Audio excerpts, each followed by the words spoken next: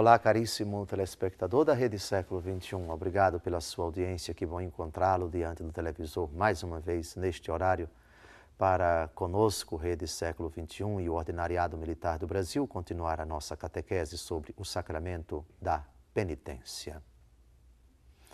Continuamos a nossa catequese sobre as indulgências.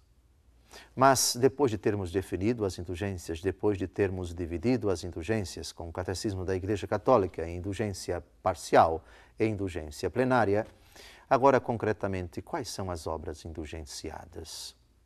O que é que a Igreja pode fazer para ajudar os irmãos falecidos a expiarem a pena temporal dos pecados já perdoados quanto à culpa? E o que nós podemos fazer também pelos outros membros da Igreja?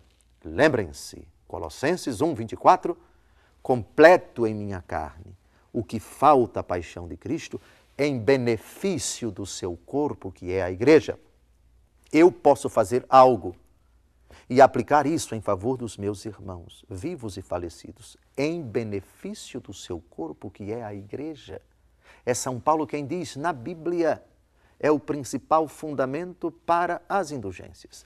Catecismo da Igreja Católica, 1473, vejamos algumas das obras indulgenciadas. O perdão do pecado e o restabelecimento da comunhão com Deus trazem consigo a abolição das penas eternas do pecado. Mas subsistem as penas temporais.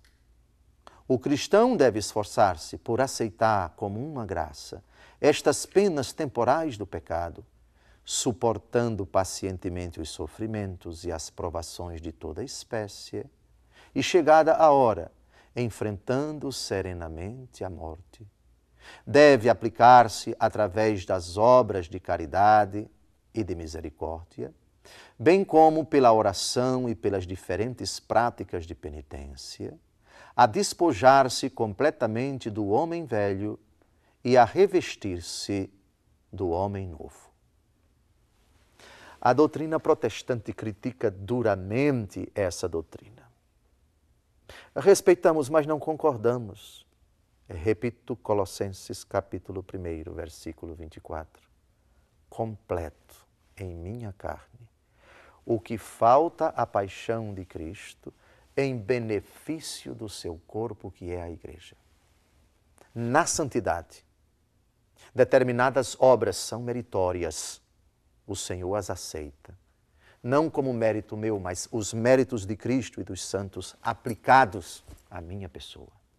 E eu ofereço, não somente por mim, mas pelos meus irmãos que peregrinam nesta vida e por aqueles que se purificam na outra.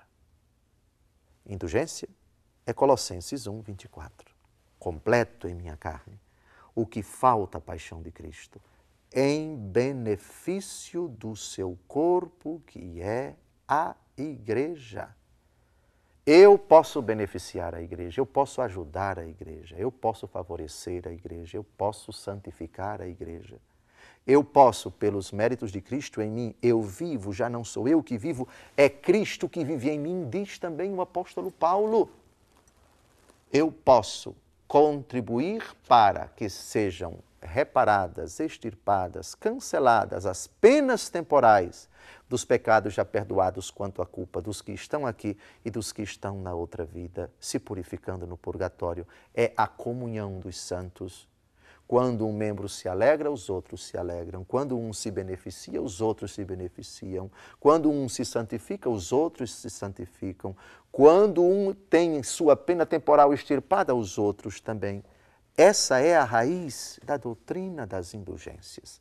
Sofrimentos, obras de caridade, obras de misericórdia, a oração, o jejum, a esmola, todas essas obras feitas em estado de graça, com as devidas disposições em santidade, a Igreja pelos tesouros, o tesouro da Igreja aplica-se, é concedido a essas obras, ajudando assim a extirpar a pena temporal dos pecados perdoados quanto à culpa.